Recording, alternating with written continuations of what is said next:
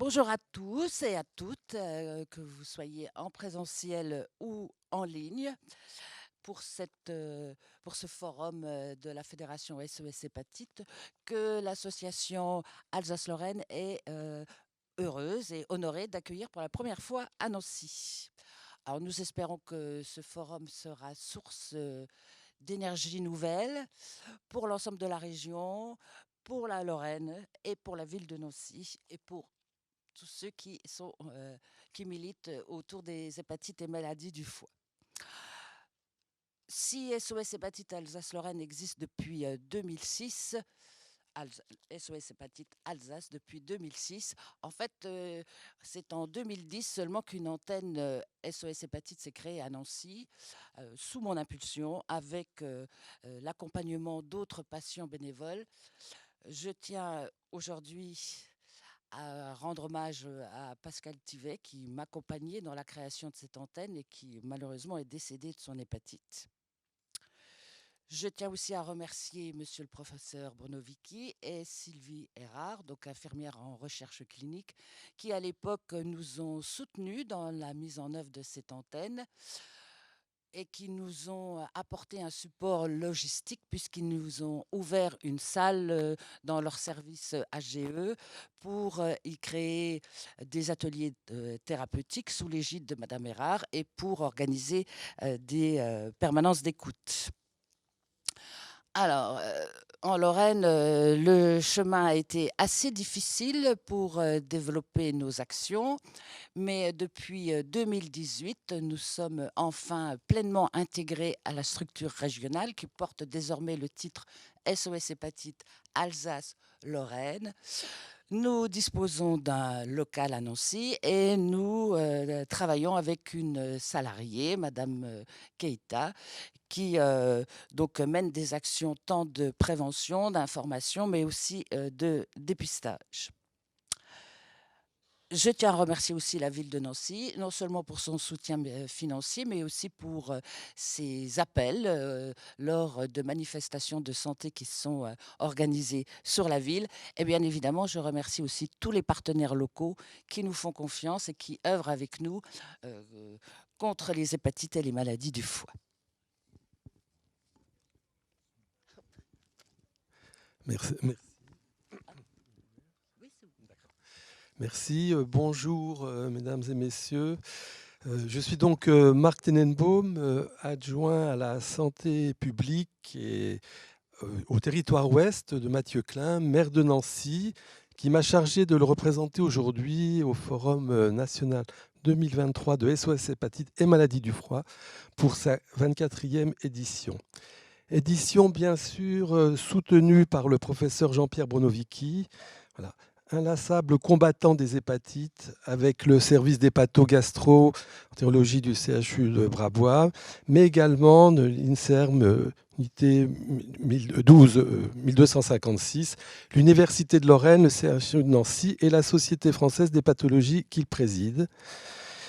Et il est toujours important pour la municipalité d'être présente aux côtés des acteurs de santé qui innovent, se remettent en cause chaque jour et qui font avancer les progrès et la recherche. Voilà.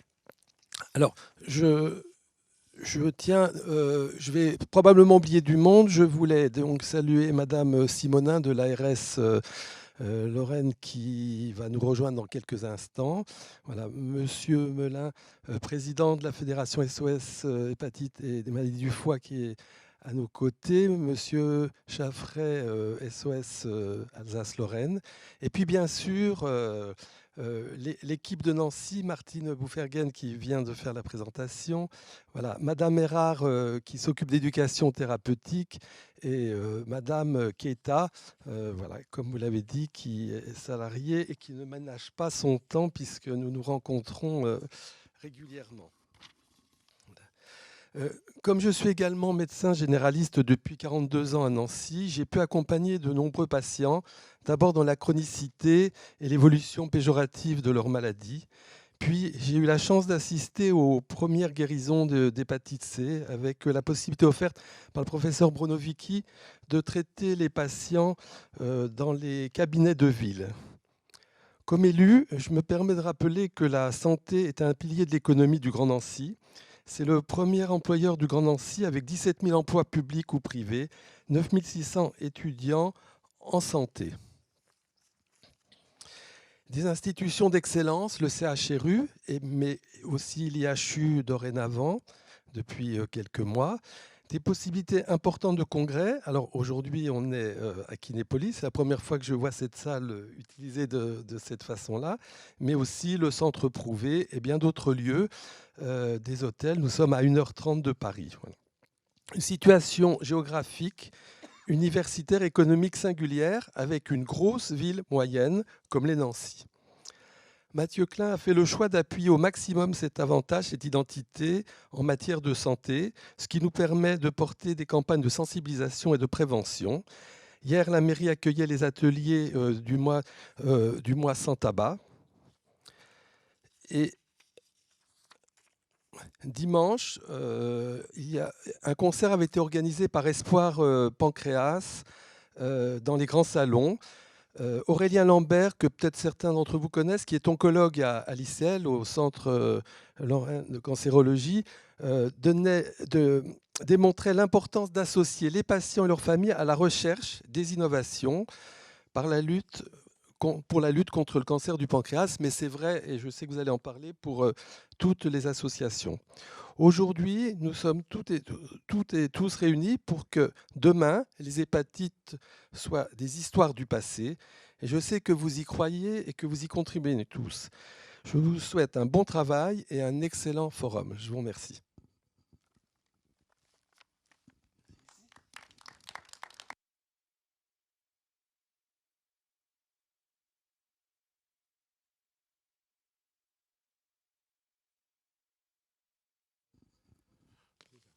On va prendre celui-là. Je ne sais pas si Madame Simonin peut nous rejoindre en visio. Et si elle est dispo. A priori non, donc je vais poser le deuxième micro. Je vais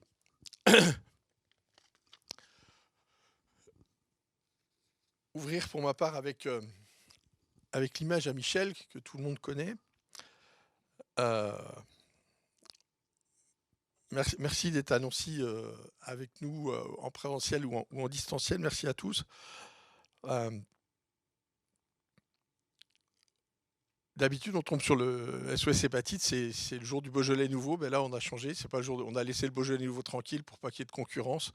Par contre, j'ai vu qu'il y avait de concurrence. On passe juste après le jeu des 1 000 € qui était hier à Nancy. Et on va dire que c'est un crescendo. C'est juste après, il y a SOS hépatite.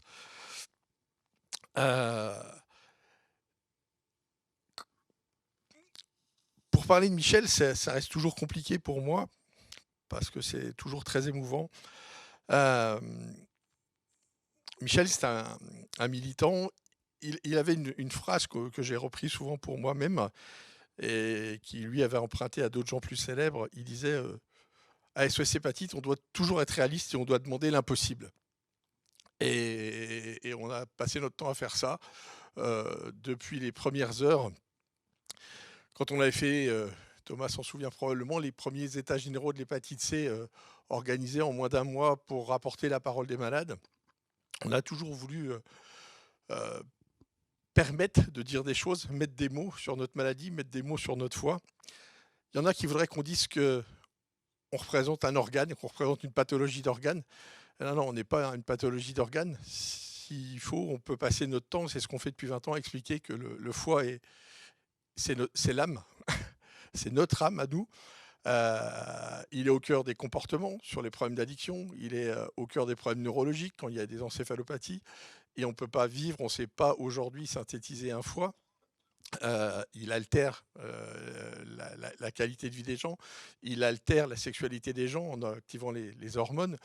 Il est au cœur de l'équilibre de l'énergie, des glycémies, et on voudrait nous faire croire qu'on est une pathologie d'organes. Non, non, on est une pathologie de la vie, et on veut bien continuer de le démontrer, et c'est ce qu'on va faire pendant 48 heures. On reparle tant sur ces 2 jours d'où on vient, des hépatites virales, ce qui a été nos fonds baptismaux qui nous ont permis de nous rencontrer en allant vers ces nouvelles maladies métaboliques et toujours avec le filigrane qui va, le fil d'Ariane qui nous lie, c'est effectivement les pathologies du foie. Michel l'avait compris et moi je trouve que pour lui rendre hommage, Michel, il parlait à son foie. Il avait fait cette photo que je trouve magnifique. Et je lui disais, et il me disait, mais tu sais, c'est vachement dur. Tu ne trouves pas dans le commerce un foie de cirrhose. On voit que des foies beaux, lisses, roses. Moi, j'ai essayé de trouver un foie de cirrhose, mais ça ne se vend pas. Je lui ai dit, non, ça fait effectivement, ça ne se vendait pas. Pour parler de Michel, je vais juste vous proposer des adjectifs. Michel, c'est un grand comédien. Il avait fait partie de la comédie française. On a tous, à SOS Hépatite, pu constater que quand il fallait, il savait pleurer. Quand il fallait rire, il savait rire. On a tous été déstabilisés les premières fois. C'était quelqu'un d'engagé. C'était un cuisinier. C'était le grand-père de Marius. C'était un sirotique qui disait à tout le monde qu'il fallait se faire suivre et qui avait parfois plus de mal à se faire suivre lui-même. C'était un érudit. C'était le président de l'association. Ça a été aussi un jurassien convaincu qui savait parler de son pays. C'était un autodidacte qui avait passé son temps à apprendre toutes choses de la vie. C'est un homme, je ne rentrerai pas dans les détails, mais qui a fait pleurer la vache qui rit, qui avait, à l'époque où il travaillait pour fabriquer les vaches qui rit, lancé un mouvement de grève et qui avait duré suffisamment longtemps. Et voilà, il a fait pleurer la vache qui rit. Il était infatigable. C'était un épatant. Il était un fibrosé. C'était un amoureux des chats. Il était guéri de son hépatite C. Et il se plaisait à dire je veux faire la preuve qu'on peut guérir de l'hépatite C, avoir une cirrhose et prendre le temps de mourir d'autre chose. Et cette phrase-là, elle revenait sans arrêt. C'était guérir l'hépatite C, c'est pouvoir aller au-devant d'autres maladies et de mourir d'autres choses. Et Michel est probablement mort en essayant de traverser un désert médical où il n'a plus trouvé de médecin pour l'accompagner dans ces derniers mois.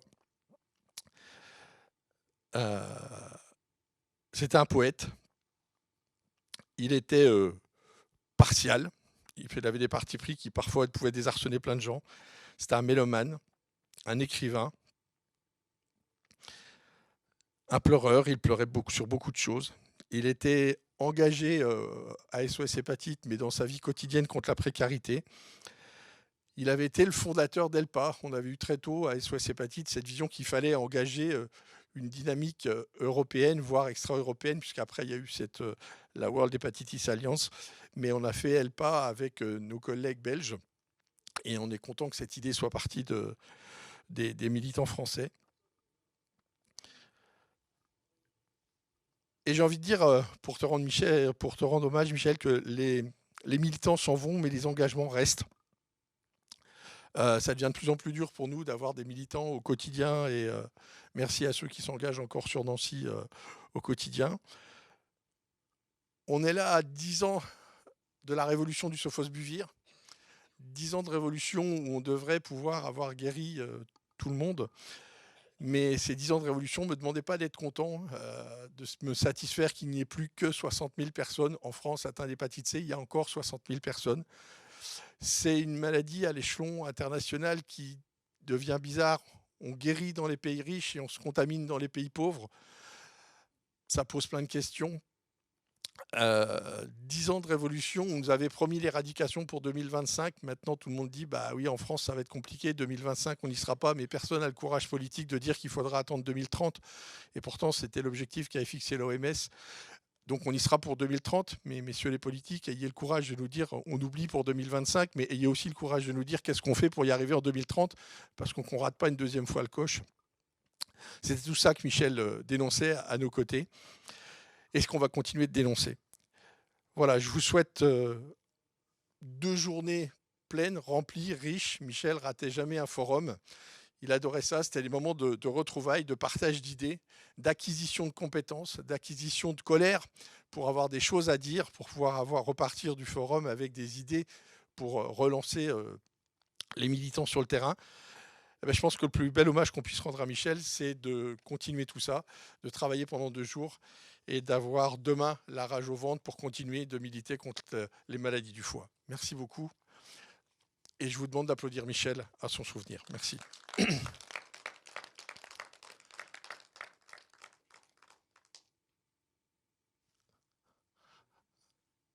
Madame Simona est là.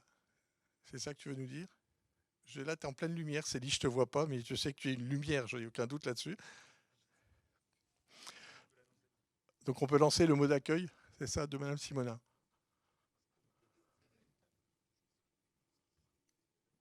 Bonjour à tous et toutes. Je ne sais pas si vous m'entendez. Oui. Parfait. Je voulais déjà vous remercier de cette invitation. J'aurais voulu être en présentiel auprès de vous, mais les aléas de la SNCF ont fait que je n'ai pas pu arriver à temps. Bon, en tout état de cause, merci de votre invitation. Comme le disait le président, le programme de ces 2 jours que j'ai pu voir est vraiment dense et très intéressant parce que, in fine, il correspond à notre stratégie de lutte contre les maladies du foie et les hépatites d'une manière un peu plus précise. Parce que ce programme reprend la prévention, le dépistage, la prise en charge et bien entendu dans un objectif de parcours et peut-être ce qui fait peut-être votre ADN au niveau de SES Hépatite, c'est vraiment l'intégration de la parole des malades et leur accompagnement. Ces travaux sont en phase avec la politique qu'entend mener l'ARS pour tous les enjeux de santé et l'éradication des hépatites est un de ces enjeux. Monsieur le Président, je ne sais pas. Oui, oui, oui, Monsieur le Président, je Oui. voulais vous rassurer, c'est un enjeu concernant l'ARS, l'éradication de l'hépatite C. Bon, je ne vais pas vous faire l'affront de vous parler de statistiques, vous êtes certainement plus au fait que moi. Il est vrai qu'on avait cet objectif d'éradication déjà en 2025 et l'OMS plutôt en 2030. Et c'est vrai que depuis quand même quelques années, il y a un certain nombre d'actions qui sont menées en France et en Grand Est pour permettre d'atteindre cet objectif. Alors, un certain nombre d'actions convergentes qui peuvent pour certaines peut-être être un tout petit peu éloignées, mais qui procèdent de cette politique d'éradication de l'hépatite.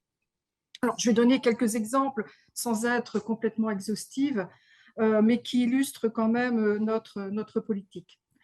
Bien entendu, dès 2018, il y a eu l'obligation vaccinale du nourrisson contre l'hépatite B, ce qui peut faire espérer également une couverture vaccinale optimale dans une génération.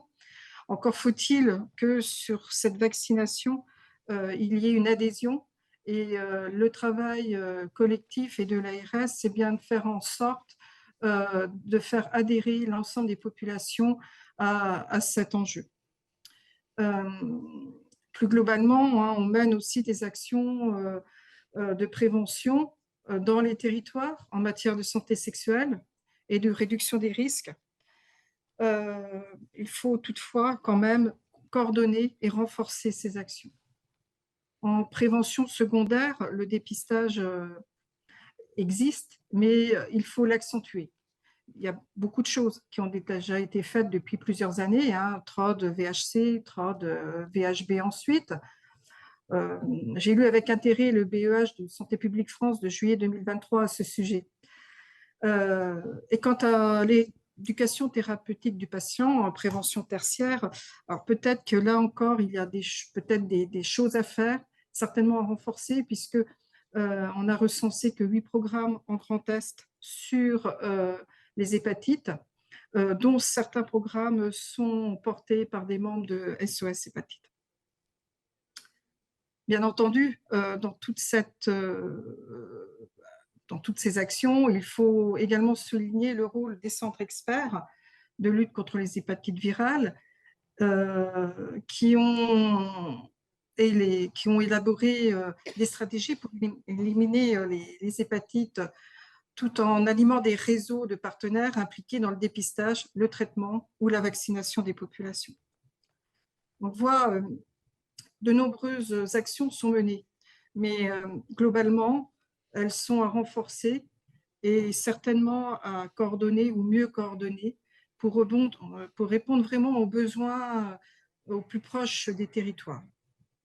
Donc, il y a une feuille de route au niveau Grand Est prévention qui va être publiée prochainement en complément du schéma régional de santé. Et l'éradication de l'hépatite C est un des objectifs de cette feuille de route. Dans ce cadre, c'est vrai que l'ARS Grand Est est quand même forte des partenariats qu'elle peut avoir avec les deux associations SOS Hépatite de la région et également avec les SELV. Et dans ce cadre, donc, elle va accentuer sa politique d'éradication de l'hépatite C par la mise en place d'un plan d'action un peu plus ambitieux que les années précédentes à partir de l'exercice 2024. Les axes, on s'est vraiment basé sur le livre blanc. Hein.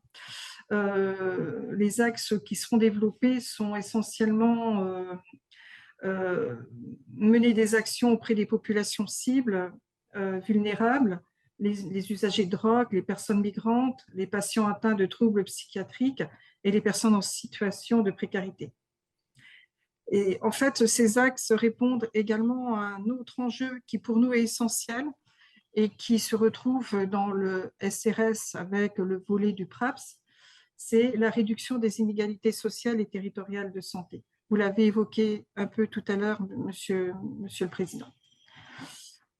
Pour conclure, hein, encore une fois, nous sommes vraiment au niveau de l'agence intimement persuadés que c'est par l'écoute, la concertation, le partenariat que nous pourrons vraiment collectivement mener des politiques efficaces et efficientes à destination des personnes les plus éloignées du système de santé.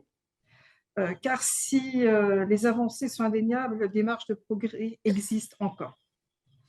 Alors, je vais juste me permettre de reprendre une conclusion de l'éditorial du BEH rédigé par le docteur Françoise Roudot-Toroval, qui, je pense, explique bien notre positionnement au niveau de l'agence et explique bien votre positionnement au sein de la Fédération SOS Hépatite. Ce n'est qu'avec l'effort de tous les acteurs que nous pourrons avancer sur la voie de l'élimination des hépatites B et C à l'horizon 2030. Voilà. Je vous remercie encore une fois pour votre attention. Je vous souhaite vraiment une belle poursuite dans vos travaux. Et bien entendu, nous sommes à votre disposition pour échanger avec les associations régionales de SOS Hépatite. Merci beaucoup.